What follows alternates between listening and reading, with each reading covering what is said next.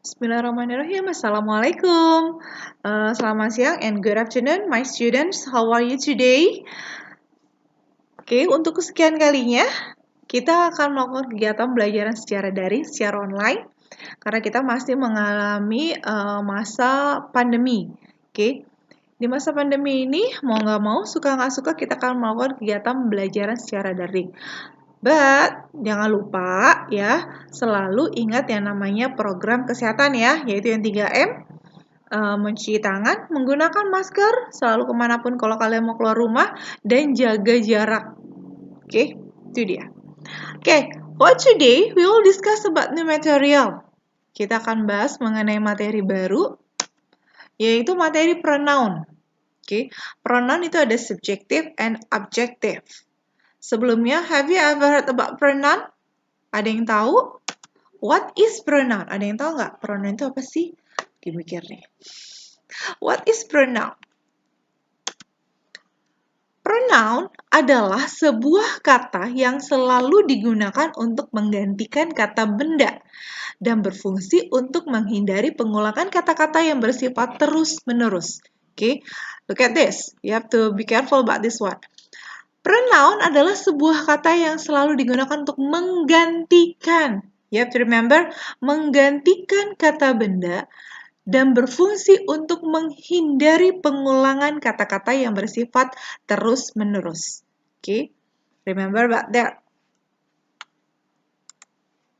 Pronoun itu kebagi menjadi dua, subjective pronoun and objective pronoun. For today, we will discuss about subjective pronoun. Oke, hari ini kita hanya akan bahas mengenai subjective pronoun. So, how about objective?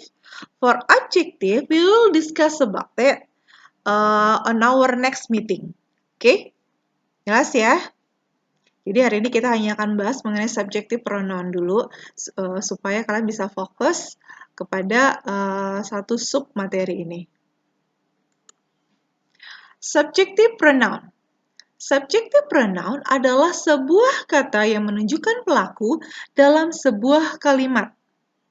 Kata ganti ini berfungsi sebagai subjek dalam kalimat yang terletak sebelum kata kerja atau verb dan juga kata kerja bantu or auxiliary verb. Oke, ingat, sebuah kalimat yang baik itu biasanya terdiri dari 3, subject, predicate, and object.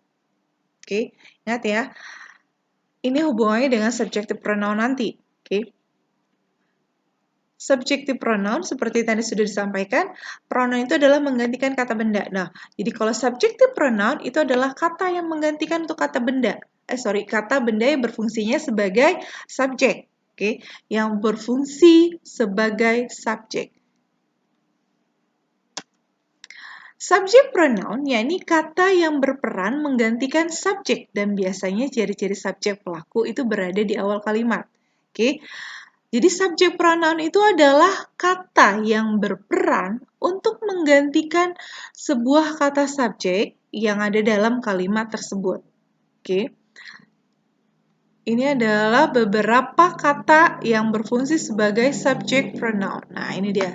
Kata ganti subject or subject pronoun. Kata gantinya adalah ada I, we, you, she, he, it, and they.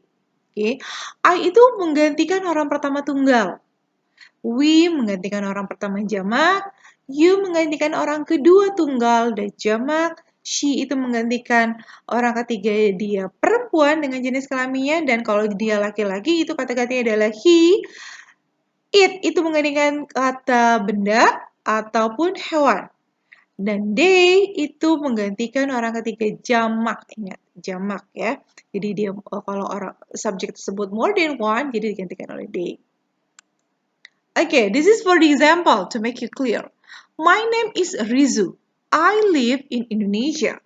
My name is Rizu. I live in Indonesia. Look at this. The first sentence, my name is Rizu. What is the subject in the sentence? The subject is Rizu. Karena subjeknya adalah Rizu, jadi kata gantinya adalah I. Look at this. I, orang pertama tunggal. Oke. My name is Rizu. I live in Indonesia. Jadi Rizu digantikan oleh I di sini, tapi fungsinya itu sama. Maksudnya sama. Rizu, Arin, and I are friends. We are best friends. Rizu, Arin, and I. More than one, jamak. Orang ketiga jamak. Digantikan they. Okay? Maura is my sister. Maura is a girl. My sister. Jadi kata gantinya adalah she. She is beautiful. Maura adalah adik perempuan saya atau saudara perempuan saya. Dia sangat cantik. She. Kalau misalnya di sini diganti handsome, handsome berarti di sini bergantinya adalah he. Karena Maura is my sister, she's a girl, jadi kata gantinya adalah she. Oke. Next. Exercise. Oke. Biar supaya kalian makin jelas. This is the exercise. Mr. Jack has a new car. Mr. Jack has a new car. Kata gantinya apa ya? Subjeknya adalah Mr. Jack. Kata gantinya apa? Silakan dicek and recheck. Next, the second sentence. The students will go to library. Blah blah blah. Have to read the book there. Cek dulu, pastikan dulu, putuskan dulu yang mana subjek pada kalimat tersebut. Oke, subjeknya yang mana? The students will go to the library. Subjeknya adalah the students. Lalu kata gantinya apa? Diana calls me, blah blah blah, ask me to come to her house tomorrow. Oke, Diana calls me, blah blah blah, ask me to come to her house tomorrow. Diana is the subject in the sentence. Lalu kalau misalnya kata gantinya apa? Oke, diingat itu ya. Jadi silakan tentukan, lalu putuskan pilihannya.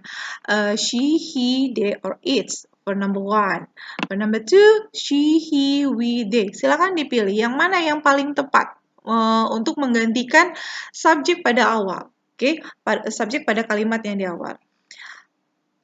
Jawabnya, oke, silahkan dikerjakan di buku latihan kalian. Ini silahkan ditulis soalnya lalu dipilih jawabannya. Dan difoto dikirimkan di Google Classroom. I'll be waiting for your answer tomorrow. Oke, saya tunggu jawabannya besok pada jam yang sama seperti sekarang. This is the deadline. Ini kan hanya 3 soal, jadi tidak butuh waktu lama untuk menjawab. Oke, dan silakan kalian cari dan buat 2 buah kalimat yang menggunakan konsep subjective pronoun. Oke, I just want to know sudah seberapa jauh kalian paham mengenai materi ini. Oke, this is the end. We'll continue about this material on our next meeting. Kita masih akan bahas mengenai subjective pronoun pada pertemuan yang akan datang. And don't forget, tomorrow is your deadline to collect your exercise. Jadi tugasnya tadi ada 2. The first one is answer the question, ada 3. Okay, choose the best answer. And the second one is you make 2 sentences. Silakan buat 2 buah kalimat dengan menggunakan konsep subjective pronoun. Okay, class. I think it's enough for today. Thank you for today. See you on our next meeting. Thank you. Sampai jumpa pada pertemuan yang akan datang. Assalamualaikum warahmatullahi wabarakatuh. And bye-bye.